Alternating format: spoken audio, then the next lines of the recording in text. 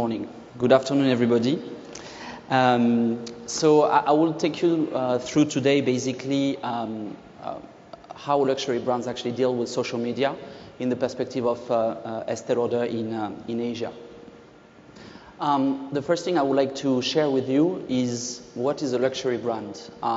Definitely a luxury brand is not a normal brand in the sense that people who purchase these products, they don't purchase them only for rational reasons. There's a lot of emotions and image around them. They purchase them for the social status, they purchase a dream, they purchase the fact that the product is rare and exclusives. So basically they really want to be related to the intrinsic values of the brand, its heritage, its values, its story. Luxury brands, on top of that, are not for everyone. So actually that's a challenge when we look at social media, because not everybody can afford a Rolex or a Estee Lauder product, but everybody can have access on social media channels. So how do we talk exclusively to our consumers? That's one of the challenges. And luxury is very much a contradictory item for marketers, because on one side, of course, we want to brand our products to increase our sales, but at the same time we want to retain the exclusivity and the rarity of the products. But basically, the luxury brands are changing their mind. They are taking over social media more and more. This is a quote from François Le Troquet. He's actually the international retail operation director for Cartier. And he was saying, the world is changing, the economy is changing, the geography of luxury is changing. We want to just remind people who we are at Cartier. And definitely what they do is they have been leveraging social media very strongly to do that. Of course, you know, the best experience that we have for luxury brands is in store, but they really leverage, for example, what we call microfilms, films that are about between 3 and 5 minutes to tell the story, tell the brand story online. And they understood very quickly that quality of contents will be, and easy to share, will be viral very fast. So this microfilm, for example, reached out 17 million viewers.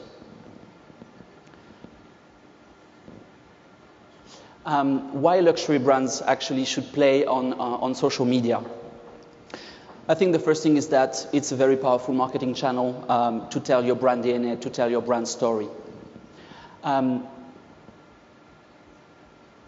I think this is not the right presentation, but anyway, I'll go with it. Hold on a second. The second reason is consumers actually follow or like a luxury brand because they're in love with that brand. As I was mentioning before, they want to be linked to the values of that brand. So there's no real financial reasons for them to like a brand.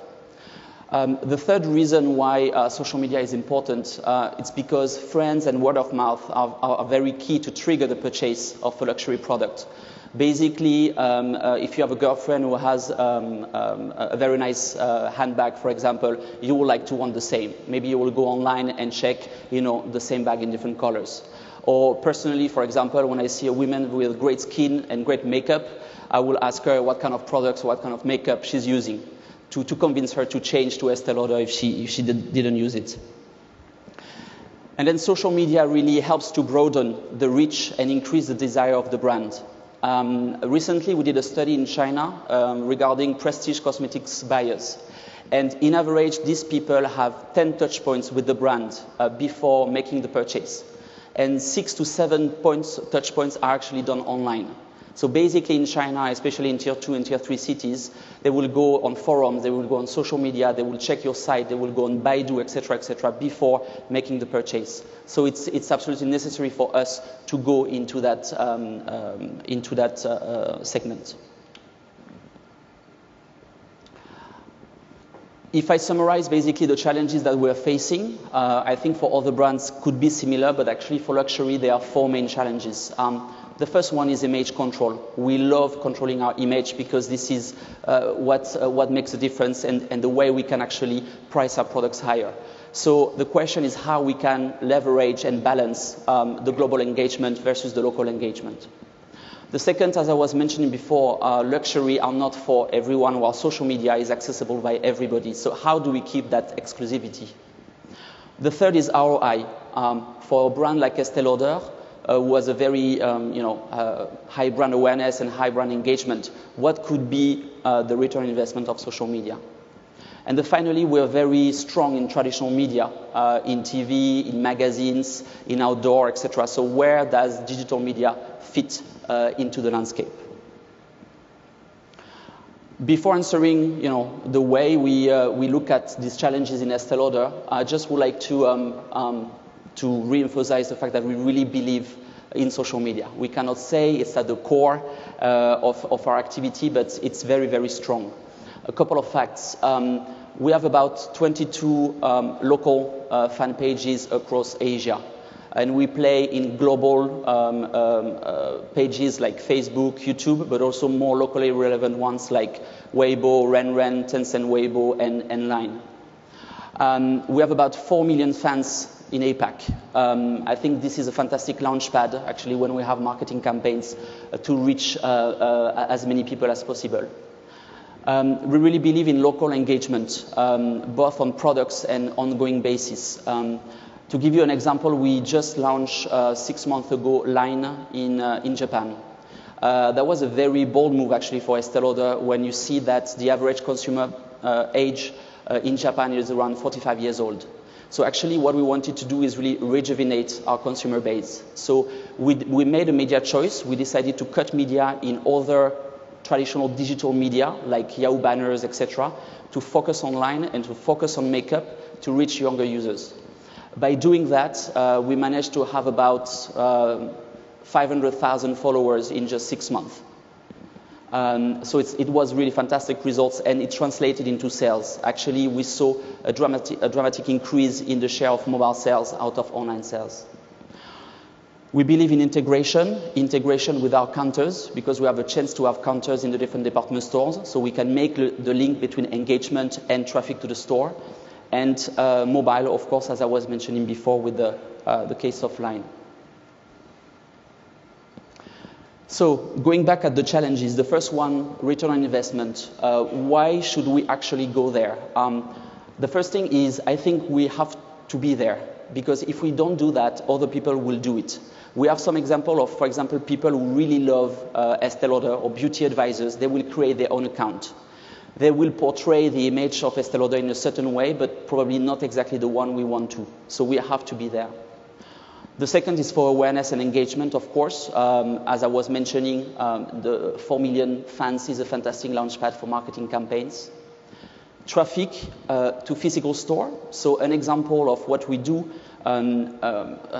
cosmetics industry is very much about experiencing. You basically need to test the skincare product or have a proper consultation with your beauty advisor or get a proper makeup over to be convinced about the product. So you need to come to the counter.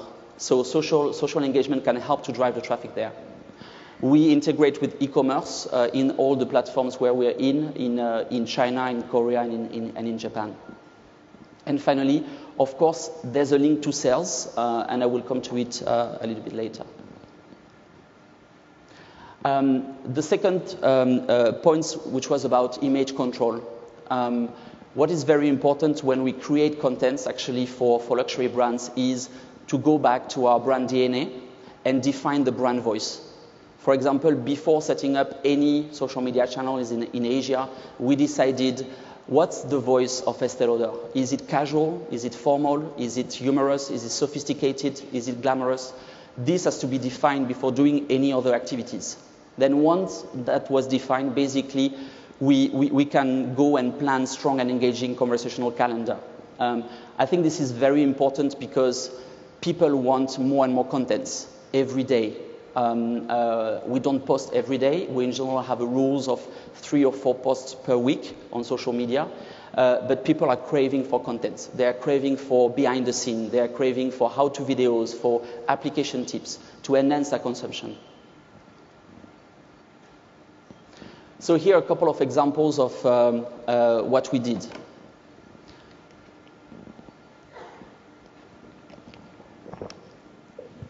Recently, it was about May and June, we launched a franchise that is called Nutritious. Nutritious is basically a moisturizer, so it helps hydrating your skin. And at the same time, it fights against, yellowish and dullness, which is like a key concern in Asia. And the key ingredient of that franchise was actually pomegranate. So what we did is that we really leveraged social media, especially in the teasing phase, so 2 weeks before the launch, where we started to talk about pomegranate, what kind of people think in Asia about this product, what kind of cocktail we can do about it, what are the virtues of pomegranate. Then in the launch phase, we started to go heavier on the product. Together with TVC, together with traditional media, we started to explain more in depth what this product was about. All the clinical results that we did, all the benefits, all the science behind, more in details than you can find in magazines or in TV. Then we enhance the consumption with post-launch testimonial reviews. So basically, we distribute a lot of products to key opinion leaders and to some key bloggers. They started to review, and we use that in the post-launch phase. And then after that, we went beyond the product. This product was about radiance, but we started to engage people about what radiates your life. What in health, your family, at work, sports makes you better yourself. So we extended the conversation above the simple products. Another type of content is actually very powerful. Here I want to say that we don't need to do a lot of research, and we don't need to to spend a lot of money to have very, very strong contents. The example on the left is when we launched actually anti-wrinkles and lifting serum 1 year ago. We tried to look at what the Hong Kongese women, Asian women like to do. And actually what they like to do is to take pictures of themselves from top to down so that they have the perfect V shape. So we asked them to actually share all of that. And basically we tell them, now you don't need to take it from top to down. You can take it normally with our products, you will be lifted. This had a huge engagement and a huge traffic to the counter. Another one is White Day. I don't know if you all know about White Day, but basically there is Valentine's Day, especially in Japan and Korea, where Valentine's Day, the girlfriend is giving a box of chocolates to the boyfriend. And White Day is the boyfriend who is giving a present to the girlfriend. So we started a story about targeting the single women. We basically told them, don't be too sad. Estee Lauder is here, and we can make you be and feel beautiful with our products.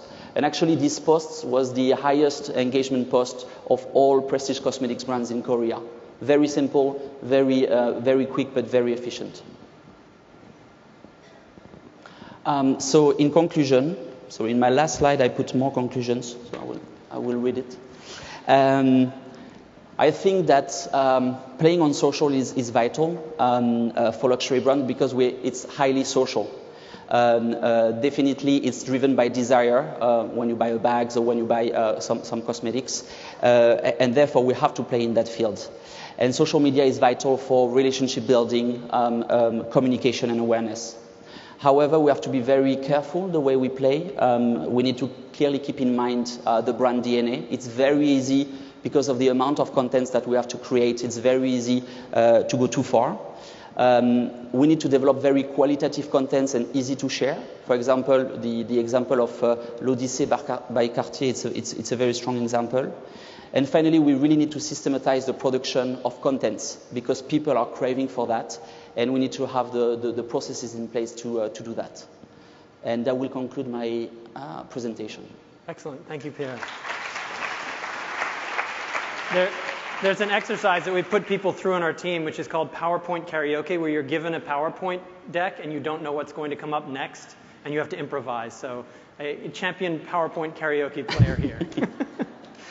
Pierre, with luxury, and your challenge of creating across all of these different platforms, how do you manage that? How do you build that content? What is the approach that you have? Yeah, I think we need to have processes really to systematize the production of contents.